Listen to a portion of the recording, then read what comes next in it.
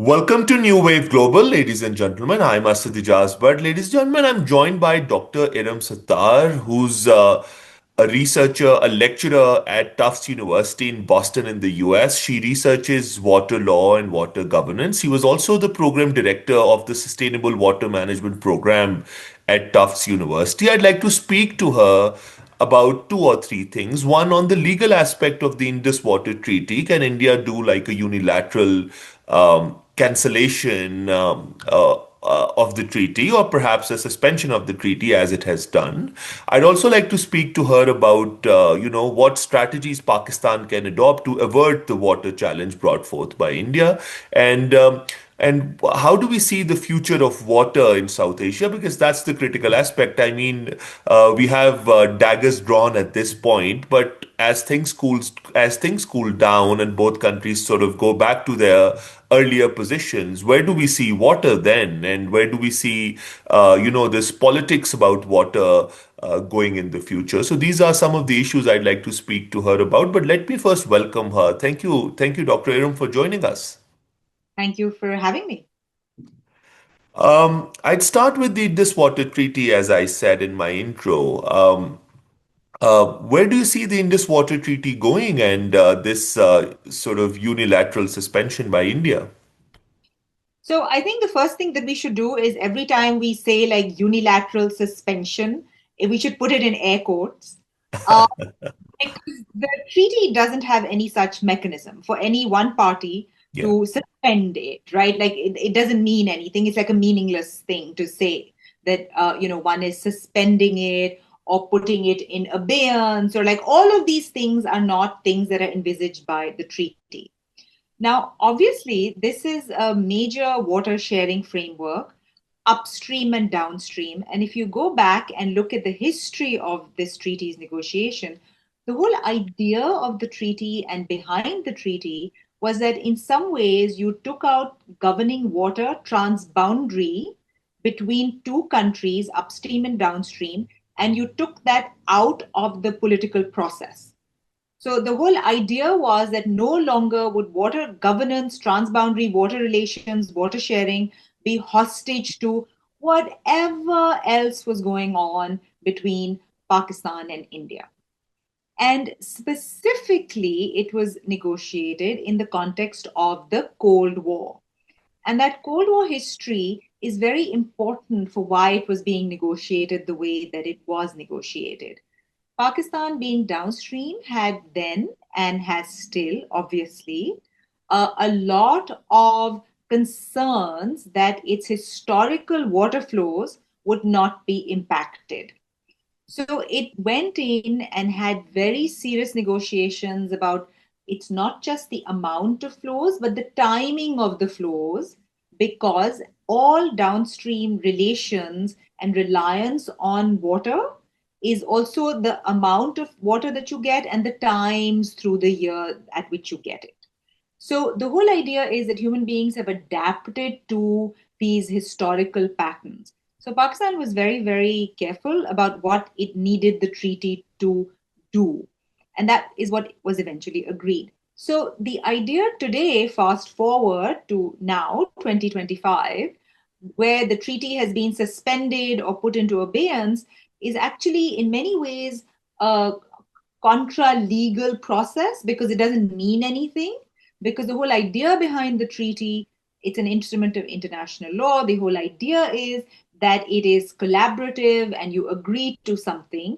But the spirit of the treaty very much was take out water governance outside of political relations, even if India and Pakistan then also were still feuding over Kashmir. So the idea was take water governance outside of politics and manage it where it can be set aside. So in a way, if you look at today's India's actions, what it's doing completely is basically pulling politics totally into the water governance framework and bringing it into the IWT framework. And that's exactly what the treaty was negotiated to, sort of like work against. But India, thank you, Dr. Aram, for a very elaborate response. But India is the upstream partner in the treaty, and now if it sort of decides to block water flow coming into Pakistan, what legal options does Pakistan have? How could it bind India to perform its side of the contract? So, international law, by its very nature, Yeah, is consensual. There is no hegemon. So if you are in a nation state, right, the executive has, the police power, okay, for instance, and the police can make you do something, right? But in international law, there is no hegemon, there is no police power that can make a party that has agreed to something in international law perform it. There are checks, there are balances, there are notifications, there are some things that you can do specifically for what the treaty says about dispute resolution. But in essence, it is all collaborative and cooperative and based on our agreeing as human societies that agree to live by the rule of law or not, that we are responsible parties. This is what we are agreeing to bind ourselves by, and that's what we're going to do. So, there is, if your question is there a hegemon who can make India do something? No, that's not the basis of international law. The only thing that international law can do is where people can, as I said, settle specific disputes. But there is also in international law a whole moral aspect where human societies, nation states have agreed that we are willing actors in participating in this regime of norms that we are building. And we all collectively agree that over time, it serves all of us more than to each go out on their own and be able to do things how we choose. So the thing that Pakistan can and should do is really speak about that aspect, which is India a responsible participant in international relations? And is it willing to abide by international legal instruments which it itself has agreed to? Or does India not want to be an actor in international law that wants to abide by its previous agreements? In which case, that's again something that needs to be made explicit, right? That's what we can do, and that's what Pakistan should speak to. and do you see a role? I mean, the World Bank was the mediator in the treaty. Can it somehow bind India? And do you see a role for the International Court of Justice? I understand the argument about a sort of an anarchy in the international political system, but do you also sort of see roles for these institutions to play? I mean, the ICJ, I don't know, you're the legal expert, if it sort of could be activated by the Pakistani side if it feels hurt by the Indian aggression in this case. So I think there's a lot of role for international legal institutions. Okay. Historically, the role of the World Bank was basically the guarantor and it has some continuing duties. Yeah, Okay. But nothing beyond that. The thing, I mean, I think what's implicit or in your question, and I think we should like probe that, is that what is the power, right, that the World Bank could presumably have on a large country like India? yeah, Probably very limited, right? The World Bank is a donor organization or is a loan making organization that makes loans to countries around the world. I don't know that that is a specific role that the treaty envisages for the World Bank. Or if you look at realistically, is that something that the World Bank would actually have any interest in doing? Like, what could it really do other than if the two countries are not working with each other, right? yeah. I think it's the moral aspect. So I am in many ways I am somewhat of a skeptic in the role that whether it's a court of arbitration or the International Court of Justice, all of these forums, like what could they do, right? A lot of times legal cases are very long. Even if you successfully can bring a case, can prove your case, it can be years and years and years before you get some kind of a judgment. Meanwhile, facts on the ground, such as in India's case, say it's building water diversion infrastructure. Supposing it's doing that outside of the treaty, and 7 years later, let's just assume Pakistan gets some kind of a judgment that this is a diversion from the IWT and India was not allowed or supposed to have done that, right? But supposing 7 years have now passed, but it took 7 years to get a formal judgment that India is outside of the treaty. Meanwhile, India has built diversion infrastructure. This is a hypothetical. I'm not saying it's happening or it could happen or it could be feasible, but supposing in law you run hypotheticals all the time. So 7 years later, India has built the infrastructure, you get a judgment. Then what? In international law, there's still no enforcer.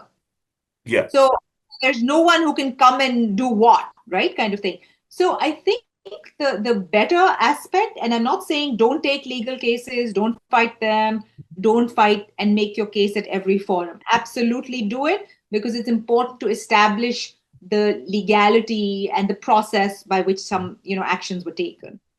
But at the same time, diplomacy has a role.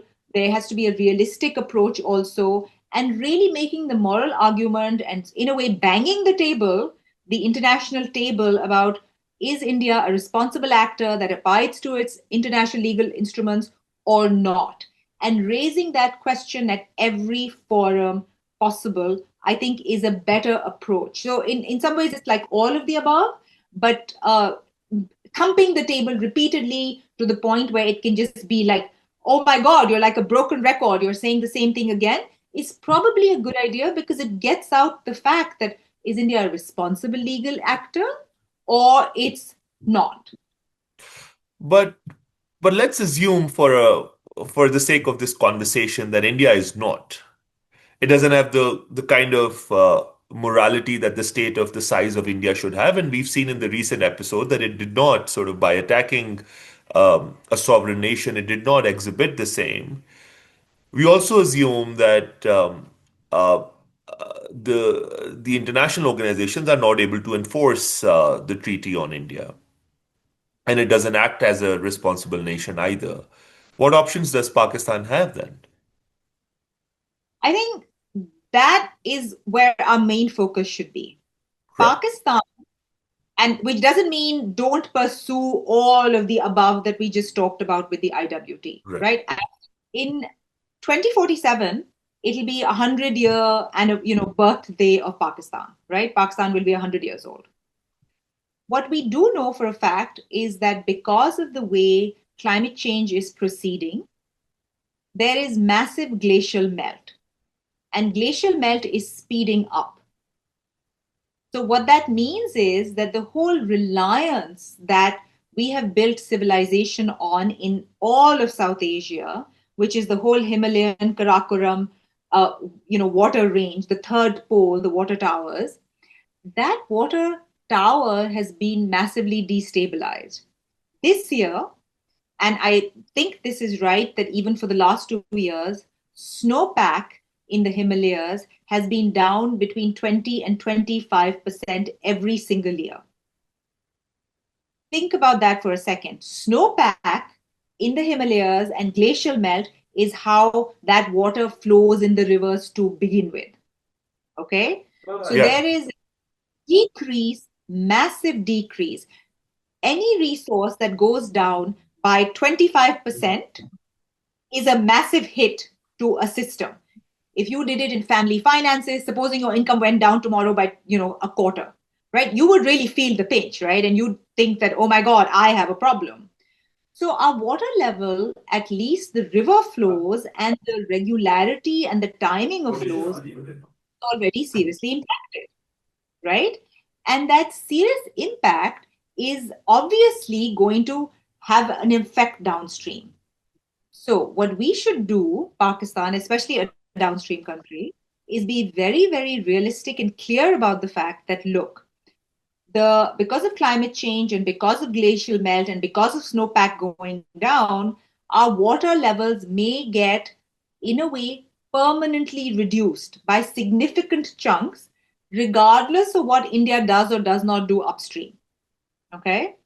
And in many ways, you understand this from a lot of other experts in sort of like geography, etc., who basically can explain to us that the things that India could do to divert surface river flows is already limited. Okay, so supposing it has a very long, very costly, decades long, tens of billions of dollars of investment where it thinks it wants to make water diversion infrastructure. Maybe it can do that, but perhaps it cannot. So if it can't do that, regardless of what India does as a bad actor, the water flows are getting reduced.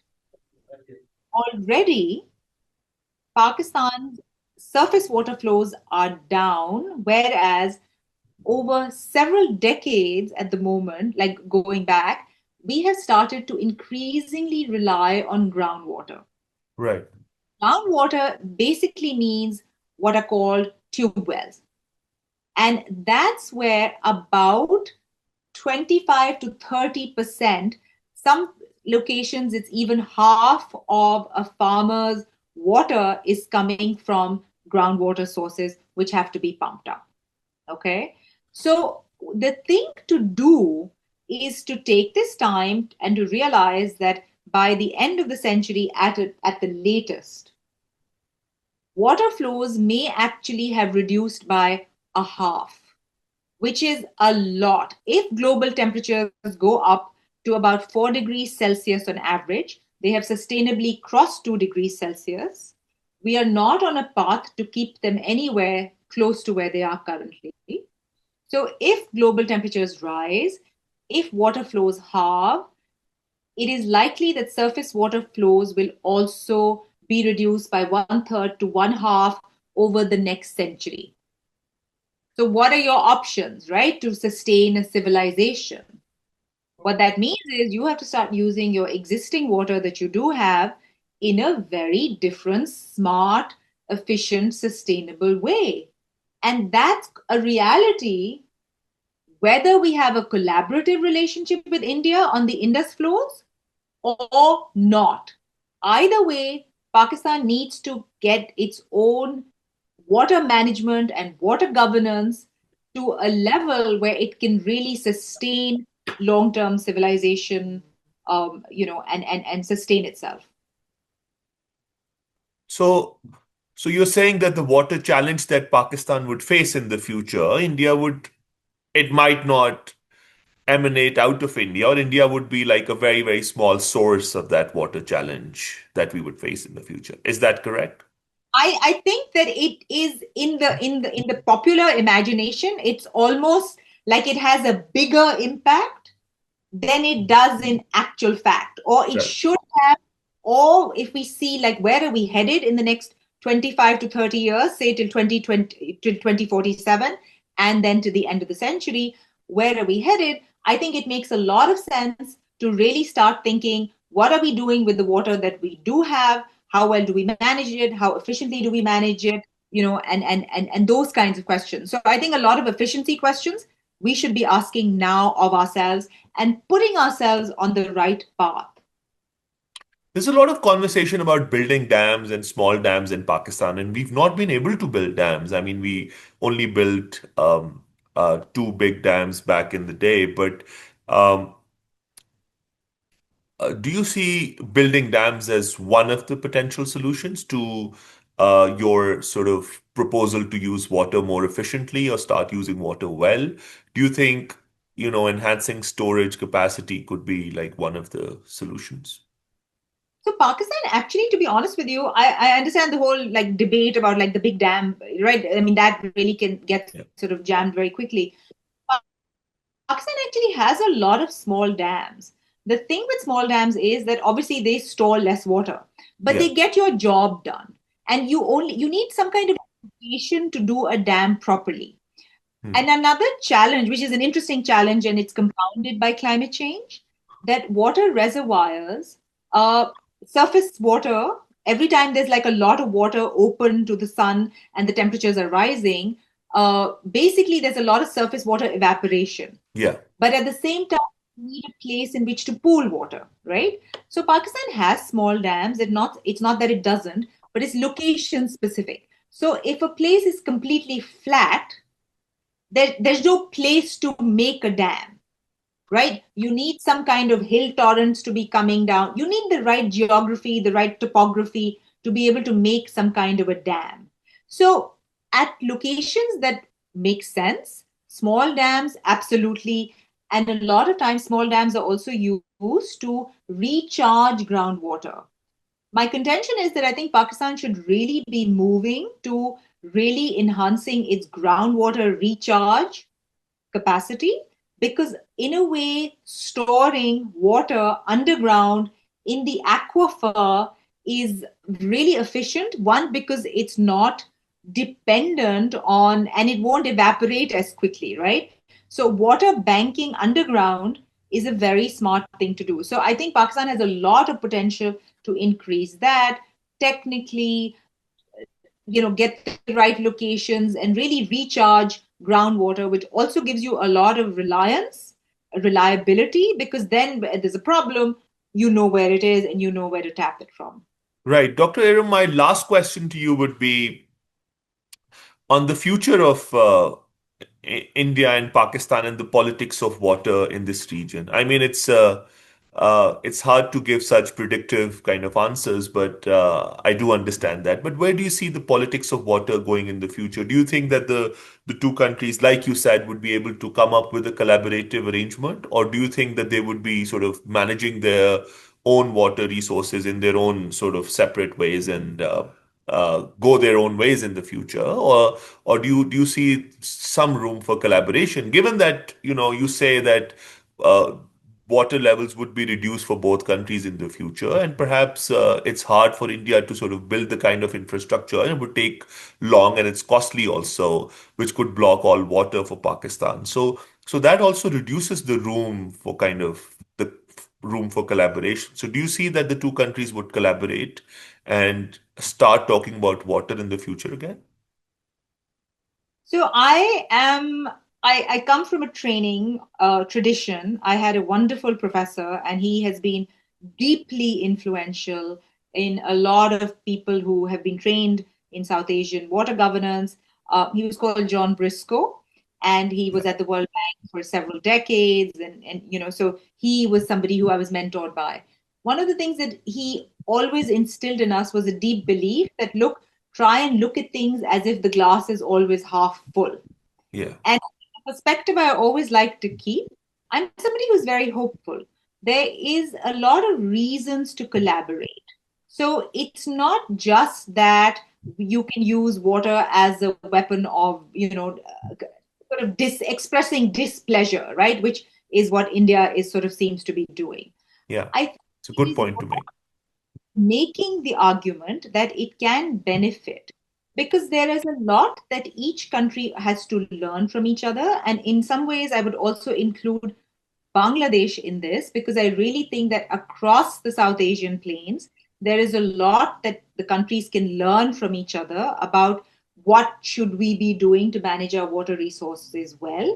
such as if the delta is eroding in Bangladesh, it is also eroding in Sindh, right? Because there is seawater incursion. So there's a lot to learn from each other. I think we should make that argument. And I think we should not at all be afraid of opening negotiations with India vis-a-vis the IWT and saying that let's make it fit for purpose for the, till 2100, right? Let's envisage a treaty that gives us both gains and knowledge sharing, eyes on what each other are doing, and then try and see how can we future proof and climate proof water cooperation and governance. It's Hmm. also a good idea to really think about a larger set of actors coming in on these rivers. China, as we know, is upstream of India on many of these rivers. So having, like where it's the, say it's the, it's like you expand and there's observer status that other countries have, right? So other countries can get observer status in trying to figure out how do you manage water across South Asia more broadly. Also, Pakistan shares the Kabul River with Afghanistan. Now, Yeah. obviously, relations at the moment are difficult and challenging, but there has been talk in the past of making some kind of a Kabul River treaty also. So I actually think and hope and expect that in future people will understand that climate change will hit everyone. Population growth is also going to prove its own challenges. A lot of economic development has to be provided for growing populations with a growing water resource base and rising temperatures.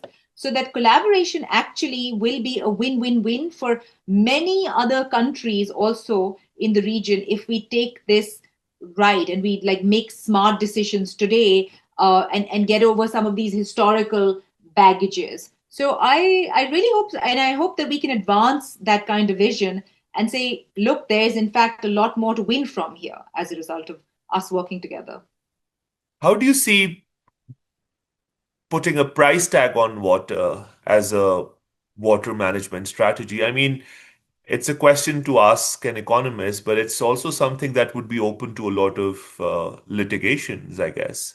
Um, and um, and so there are some free market fundamentalists in Pakistan who've been proposing this for a very long time to put a high price tag on water, which they think would be like a very, very good strategy to sort of live within our water means and really be able to sort of live within whatever declining water inventory we have. Well, how do you see the implementation challenges that would come with it, given that it's a public good? And do you think that should happen?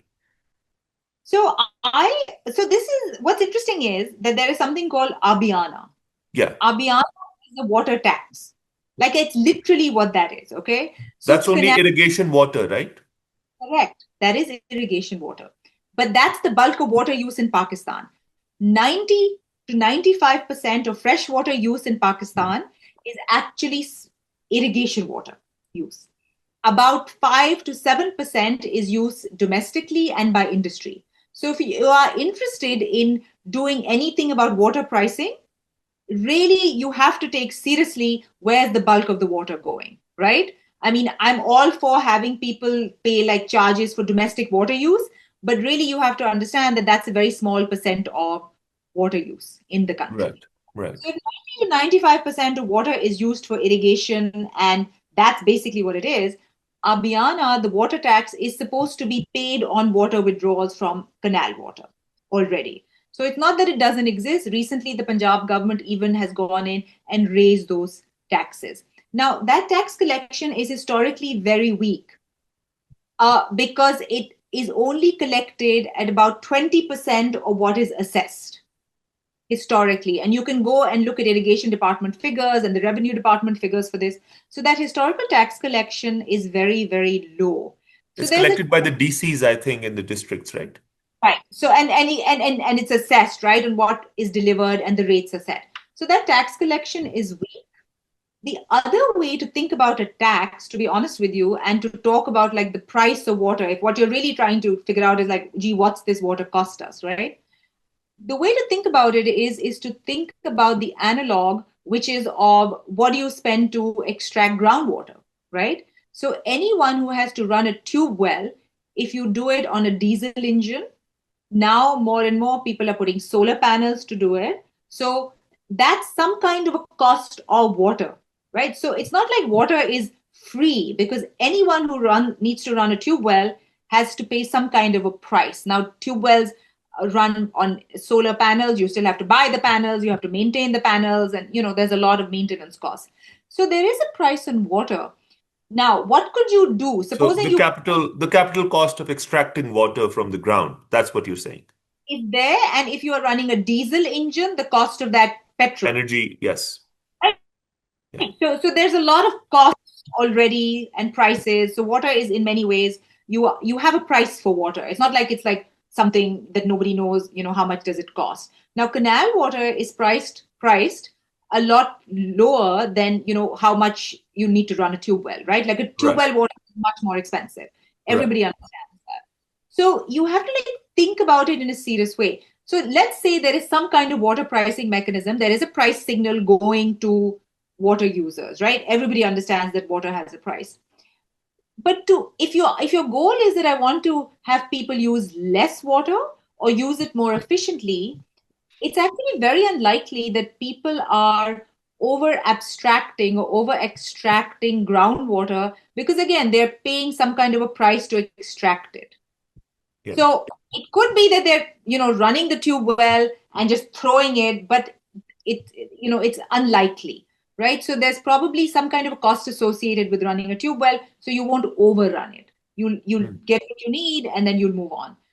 So there is a price signal going. The thing is, if your goal is overall basin wide, I want to reduce water use, then you have to, in a way, start figuring out how would I incentivize more efficient water use? Is a price signal the only thing I need to send? Or do I need to also make or help farmers make capital investments, such as in more precision agriculture, more Mm. precision irrigation?